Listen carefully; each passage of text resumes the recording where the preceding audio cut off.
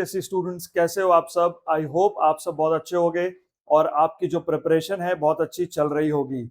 तो जैसा कि हर साल अगस्त के आसपास होता है कि आईसीएससी अपने सैंपल पेपर्स रिलीज करता है for the next board examination. तो आज आईसीएससी ने कुछ सैंपल पेपर्स रिलीज करे हैं, फिजिक्स, केमिस्ट्री, मैथ्स और बाकी सब्जेक्ट्स के भी। उनमें से हम मैथ्स का पेपर आज सॉल्व करने वाले हैं। तो जब भी सैंपल पेपर्स रिलीज हो जाते हैं तो ये बच्चों के लिए एक अलर्ट होता है, एक रिमाइंडर होता है कि अब टाइम बहुत कम रह गया और अब आप सीरियसली अपनी प्रिपरेशन स्टार्ट कर दो, अगर आपने अभी तक सीरियसली नहीं स्टार्ट की है तो यहाँ पर जो पहला पार्ट होता है क्वेश्चन पेपर का वो मल्टीपल चॉइस क्वेश्चंस होते हैं, उनसे शुरुआत हो रही है। पहला क्वेश्चन यहाँ पर दिया हुआ है, a customer pays total GST of 600 on an article in an intra state sale. तो इंफॉर्मेशन क्या है कि जो टोटल जीएसटी कस्टमर ने पे किया है वो है 600 रुपीज की, और इंट्रा स्टेट सेल है, इंट्रा स्टेट सेल है मतलब सेम स्टेट के अंदर सेल हुई है, और जो टैक्स का रेट है वो है 12%। हमें बताना है कि उस आर्टिकल का प्राइस क्या होगा। तो मान लो कि प्राइस ऑफ द आर्टिकल अगर x रुपीज है, प्राइस अगर x रुपीज है तो कस्टमर ने 12% ऑफ x रुपीज टैक्स पे किया है और उसकी वैल्यू जो है according to the question 600 rupees है। तो x की वैल्यू क्या होगी, 600 इंटू 100/12। तो यहां से आप देखोगे x की वैल्यू आ जाएगी 5000, यानी 5000 रुपीज का आर्टिकल होगा जिसके ऊपर 12% अगर टैक्स लगता है तो कस्टमर को 600 रुपीज टोटल जीएसटी देने होंगे। यहां पर आप एक चीज का बहुत खास ध्यान रखना, कई बार क्वेश्चन में ये टोटल जीएसटी ना देकर एसजीएसटी या सीजीएसटी दे देगा, या फिर कई बार ये टोटल रेट ऑफ टैक्स नहीं देकर ये रेट ऑफ एसजीएसटी या रेट ऑफ सीजीएसटी दे देता है। तो उसके हिसाब से हमें अकॉर्डिंग कैलकुलेशन करनी होती है। तो ये इंपॉर्टेंट फैक्टर है यहाँ पे ध्यान रखने के लिए। अगला क्वेश्चन है बैंकिंग से। क्वेश्चन कह रहा है कि एक रिकरिंग डिपॉजिट अकाउंट है, उसमें एक पर्सन 1000 रुपीज डिपॉजिट करता है एवरी मंथ फॉर 1 ईयर। ठीक है, तो उसने कितना डिपॉजिट कर दिया, 1000 इंटू 12,000 उसने डिपॉजिट कर दिया। On maturity he receives 13,500, maturity value है 13,500। The amount of interest he earns is 1500। ठीक है, 12,000 तो उसने खुद ही डिपॉजिट किया था, 13,500 उसको मिले एज मैच्योरिटी वैल्यू। इसका मतलब जो डिफरेंस है यही इसका इंटरेस्ट है, 1500 रुपए का इंटरेस्ट है। तो जो असर्शन वाली स्टेटमेंट है वो ट्रू है, असर्शन जो है वो ट्रू है। ठीक है, अब हम क्या करेंगे, रीजन वाली स्टेटमेंट को भी चेक करेंगे। बिना दोनों स्टेटमेंट्स को चेक किए हम कभी भी असर्शन रीजन को आंसर नहीं करते, हमें दोनों स्टेटमेंट्स को वेरीफाई करना होता है। सेकंड स्टेटमेंट है रीजन वाली, interest earned is equal to maturity value minus the total amount deposited. ये बात भी बिल्कुल सही है।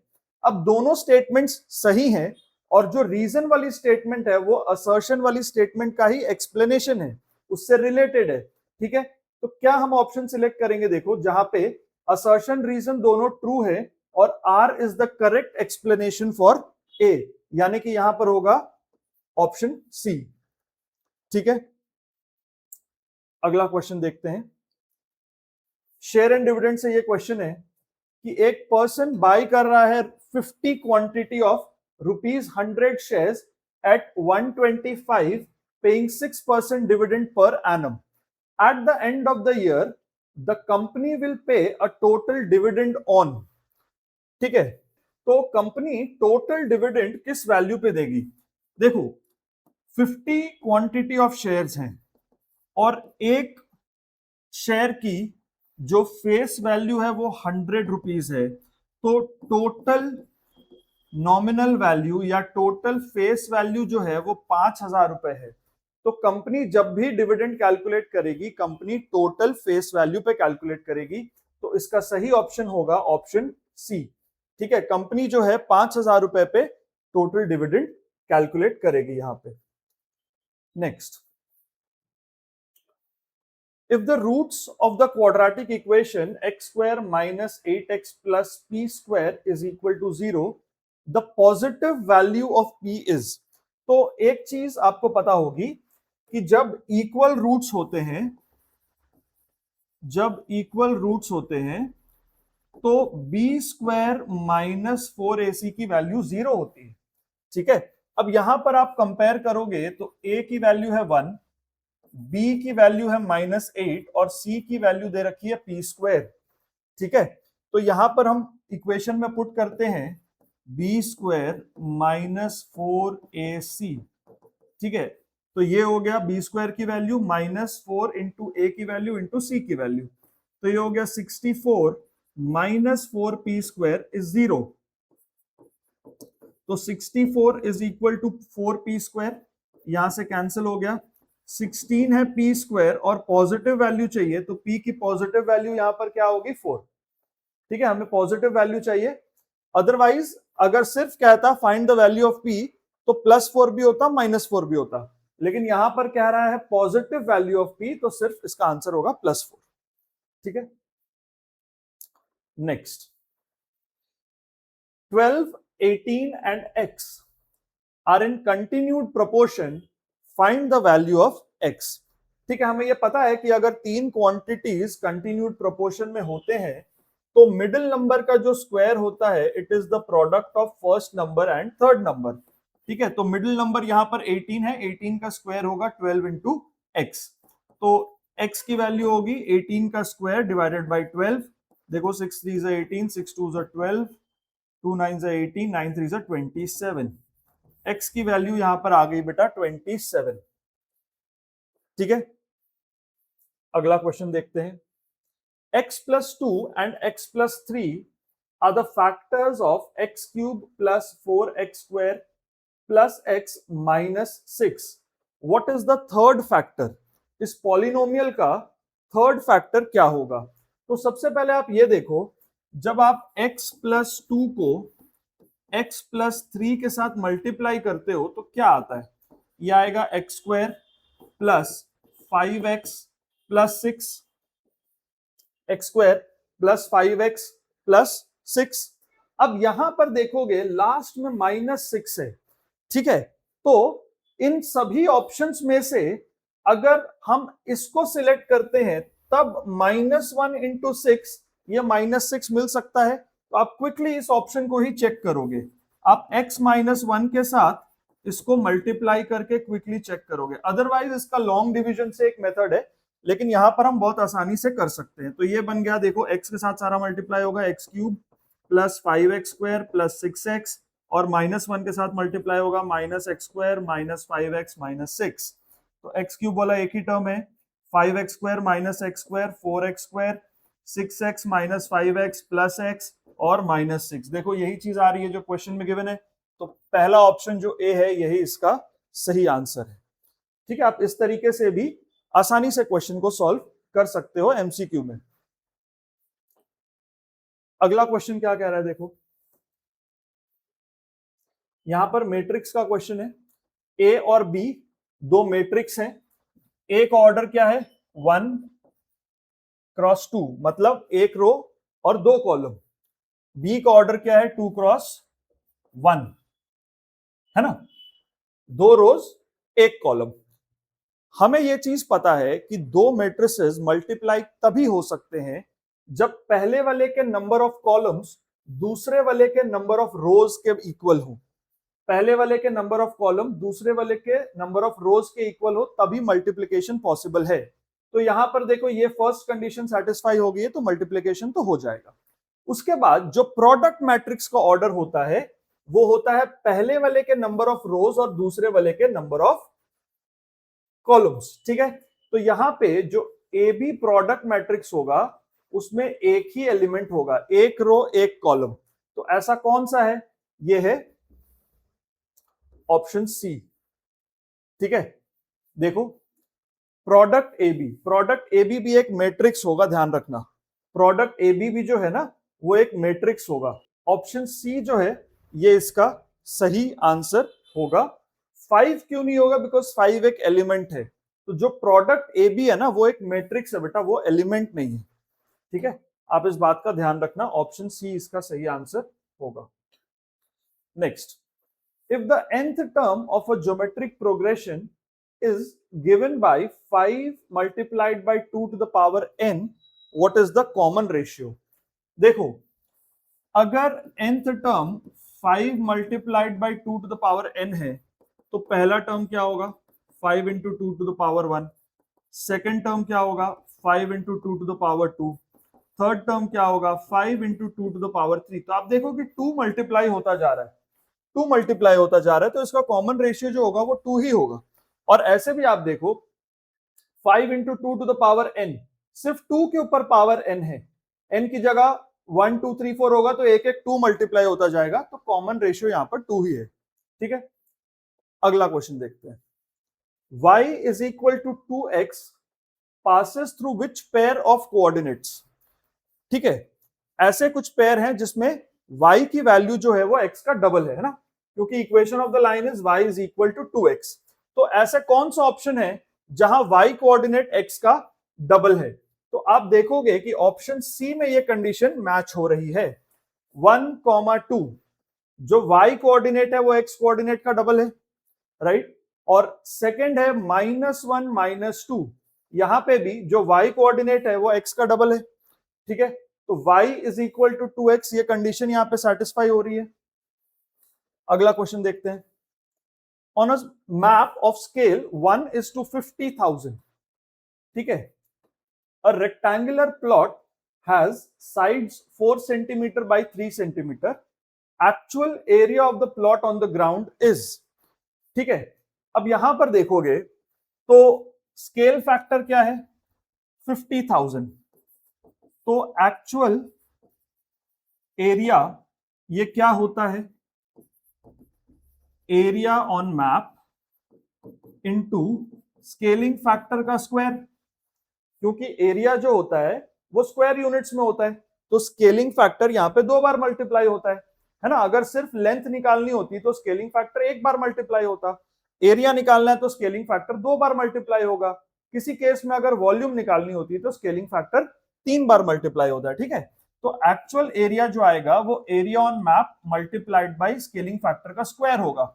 एरिया ऑन मैप कितना आ रहा है 12 सेंटीमीटर स्क्वायर, और यहाँ पे स्केलिंग फैक्टर से हमने मल्टीप्लाई कर दिया, 50,000 से 2 बार मल्टीप्लाई कर दिया।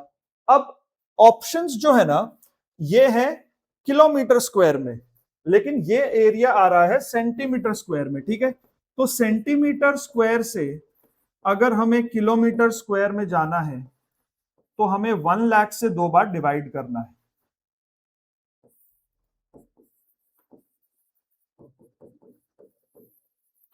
ठीक है, क्योंकि अगर हम सेंटीमीटर टू किलोमीटर जाते हैं ना तो हम 1 लाख से डिवाइड करते हैं, क्योंकि 1 लाख सेंटीमीटर का 1 किलोमीटर होता है। ठीक है, तो यहां पे सेंटीमीटर स्क्वायर से किलोमीटर स्क्वायर में जाना है तो 2 बार 1 लाख से डिवाइड करेंगे। तो 50,000 से 1 लाख कटा 2 टाइम्स, यहां पे भी 50,000 से 1 लाख कटा 2 टाइम्स, तो 2 2 जा 4, 12/4 हो गया 3, तो इसका सही आंसर हो गया 3 किलोमीटर स्क्वायर। ठीक है, 3 किलोमीटर स्क्वायर इसका सही आंसर होगा। नेक्स्ट क्वेश्चन देखो, यहां पे क्या कह रहा है, in the given diagram the radius of the circle with centre O is 3 centimetre. Okay, ये सर्कल का सेंटर O है और इसका रेडियस 3 है, यहां पर परपेंडिकुलर बना है, यहां भी परपेंडिकुलर बना है, तो ये हो गया 3। अच्छा, ये एक टैंजेंट दिख रहा है, तो रेडियस से अगर हम पॉइंट ऑफ टैंजेंसी को जोड़ेंगे तो ये भी परपेंडिकुलर होगा, ये भी 3 हो गया। अब ये AOBP ये क्वाड्रिलेटरल बन गया, जिसमें 3 एंगल्स जो है वो 90 डिग्री है, तो डेफिनेटली जो चौथा एंगल है वो भी 90 डिग्री हो गया। अब ये एक रेक्टेंगल बन गया, इस पे भी अगर आप देखोगे तो एडजेसेंट साइड्स आर इक्वल, तो जब एडजेसेंट साइड्स इक्वल होते हैं ना रेक्टेंगल में, तो वो रेक्टेंगल एक्चुअली एक स्क्वायर हो जाता है। ठीक है, तो यहां पर ये एक स्क्वायर बन रहा है। अब स्क्वायर के साइड क्या है बेटा, स्क्वायर के साइड है 3 सेंटीमीटर, तो इसका डायगोनल क्या होगा 3√2। अगर साइड है 3 सेंटीमीटर तो डायगोनल क्या होगा 3√2 सेंटीमीटर, तो ओपी का जो डिस्टेंस है वो एक्चुअली स्क्वायर का डायगोनल होगा, तो इसका आंसर होगा ऑप्शन सी 3√2 सेंटीमीटर। Next question, a conical tent with capacity of 616 meter cube, capacity मतलब volume, has a base area of 154 meter square, what is the height of the tent? तो हमें पता है कि वॉल्यूम ऑफ कोन क्या है 1/3 pi R square H. अब ये जो पाई आर स्क्वायर है ये एरिया ऑफ बेस होता है, क्योंकि कोन का जो बेस है वो सर्कुलर है। 616 ये है इसकी volume, 1/3 pi R square H, ये 154 है पाई आर स्क्वायर और एच अननोन है, तो 616 इंटू 3/154 ये है एच की वैल्यू। ठीक है, अब इसको हम रिड्यूस करते हैं, 11 से कट जाएगा 7 टाइम्स, 11 से कटे 28 टाइम्स, 4 टाइम्स 4 3 12, इसका आंसर होगा बेटा 12। इसको जब हम सॉल्व करेंगे तो ये आंसर आएगा 12, हाइट है इसकी 12 मीटर्स।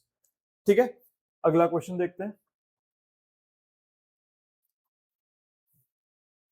यहां पे कह रहा है if sec theta plus tan theta is equal to a and sec theta minus tan theta is equal to b, then AB is equal to 1। देखो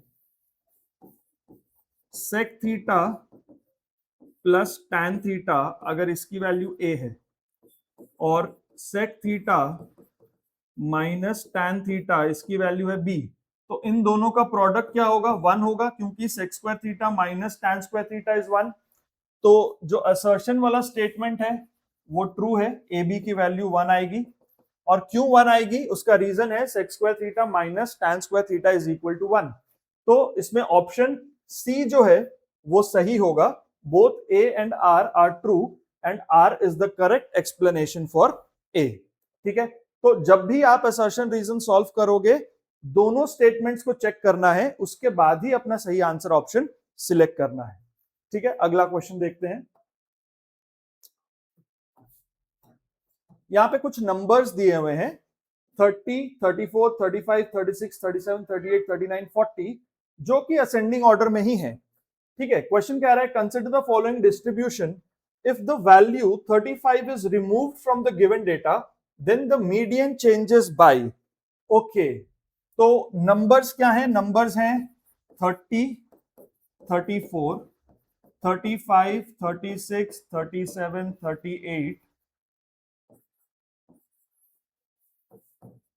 39 और 40। ठीक है, ये नंबर्स दिए हुए हैं। फिलहाल इसका मीडियन क्या होगा, कितने नंबर्स है देखो 1 2 3 4 5 6 7 8 नंबर्स है ना, तो ये दो बीच के मिडिल नंबर हैं, इनका जो एवरेज होगा वो मीडियन होगा। अभी जो मीडियन है वो 36.5 है, अभी जो मीडियन है वो 36.5 है, यहां पर हम लिख देते हैं अभी जो मीडियन है वो है 36.5, क्योंकि ये दो हमारे मिडिल नंबर हैं, इनका जो बीच का नंबर होगा या इनको ऐड करके डिवाइड बाय 2 करेंगे वो जो नंबर आएगा वो आएगा मीडियन। तो इसके बीच में क्या आएगा 36.5, अभी ये मीडियन है। अब क्वेश्चन कह रहा है कि अगर आप 35 को हटा दो, ठीक है, अगर हम नंबर 35 को हटा देते हैं, अब कितने नंबर हो गए, अब देखो, अब यहां पर नंबर हो गए 7 नंबर हो गए, तो ये 37 जो है अब ये मिडिल नंबर हो गया। देखो अगर 7 नंबर है तो 37 जो है वो मिडिल नंबर है, अब ये मीडियन होगा, है ना, क्योंकि असेंडिंग ऑर्डर में करने के बाद जो मिडिल नंबर होता है वो मीडियन होता है। तो ये 7 नंबर है तो एक ही मिडिल नंबर है, तो अब M2 जो है वो 37 है, तो मीडियन में कितना चेंज आया 0.5 का। ठीक है, यही हमें बताना है कि मीडियन में चेंज क्या आएगा, तो 0.5 का आएगा। Next question, in a game of chance there is a arrow spinning which is equally likely to come to rest pointing to one of the numbers 1 2 3 4 up to 12। ठीक है, एक एरो स्पिनिंग गेम है जिसपे arrow spin होके इनमें से किसी भी नंबर पर आ सकता है और हर नंबर पे आने का चांस जो है वो इक्वल है। ठीक है ना, क्योंकि यहां पे लिखा है which is equally likely to coming to rest pointing at any of the numbers. अब 1 से 12 तक नंबर्स लिखे हैं, तो 6 ऑड नंबर है, 6 इवन नंबर है। ठीक है ना, अगर आप 1 2 3 ऐसे करके 11 12 तक लिख रहे हो तो इसमें जो है 6 ऑड नंबर हैं और 6 इवन नंबर्स हैं, ठीक है। क्वेश्चन क्या कह रहा है, find the probability that it will point to an odd number. तो probability of getting an odd number क्या होगा, number of odd numbers by total numbers. तो नंबर ऑफ ऑड नंबर्स है 6, टोटल नंबर्स हैं 12, तो 1/2 की यहां प्रोबेबिलिटी है, ठीक है ना। प्रोबेबिलिटी 1/2 है कि ये एरो जो है एक ऑड नंबर पे आके रुकेगा। तो स्टूडेंट्स यहां तक के क्वेश्चंस आई होप आपको सारे क्लियर होंगे। अगली वीडियो में इसके आगे के क्वेश्चंस हम लोग सॉल्व करेंगे। Till then keep watching.